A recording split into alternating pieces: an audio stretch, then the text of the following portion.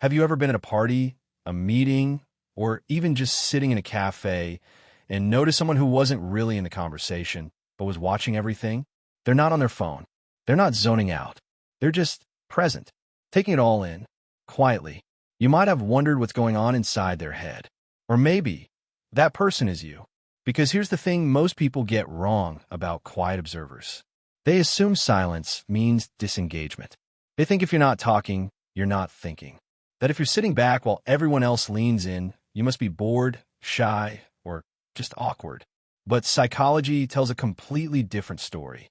And today, we're going to get into it. Let's start with what's actually happening in the brain of a quiet observer. Research in personality psychology has long drawn a distinction between people who process the world externally, through talking, reacting, engaging out loud, and those who process it internally, through reflection, analysis, and deep observation. Carl Jung called this the introversion-extroversion spectrum, but even that doesn't fully capture what's going on here.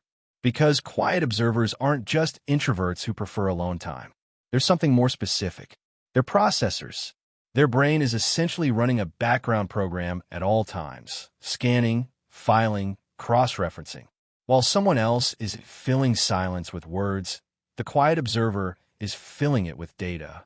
Think about the last time you walked into a room and immediately felt something was off, but you couldn't explain why.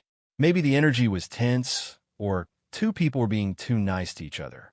Quiet observers live in that feeling constantly. They pick up on micro-expressions, subtle body language shifts, the way someone's voice changes when they're uncomfortable.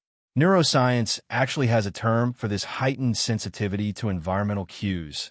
It's linked to what researchers call sensory processing sensitivity, a trait studied extensively by psychologist Dr. Elaine Aron.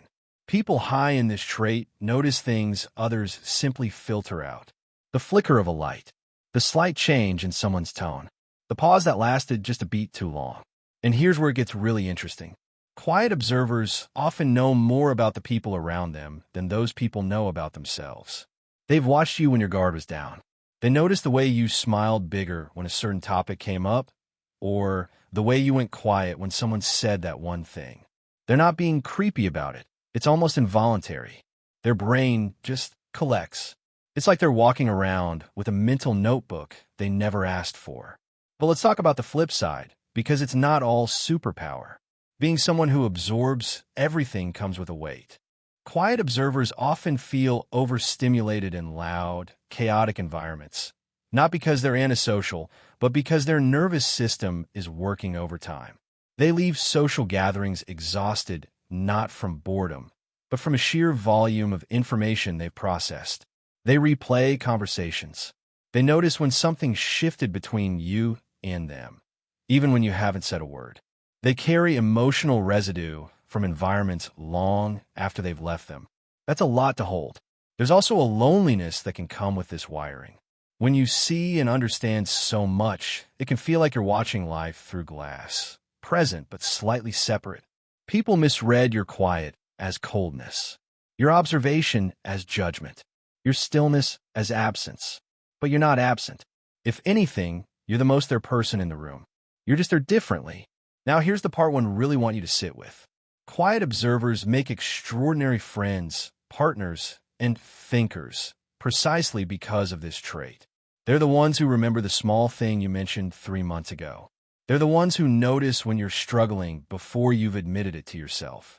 They ask questions that cut right to the heart of something because they've already been watching, already been thinking, already been connecting the dots. History is full of them. Scientists, writers, artists, philosophers. People whose greatest contribution came not from speaking first, but from watching longest. So if this is you, I want to reframe something. Your quietness is not a flaw waiting to be fixed. It is not shyness that needs to be outgrown or awkwardness that needs to be smoothed over. It is a way of being that the world genuinely needs more of. In a culture that rewards the loudest voice, you're doing something radical. You are paying attention.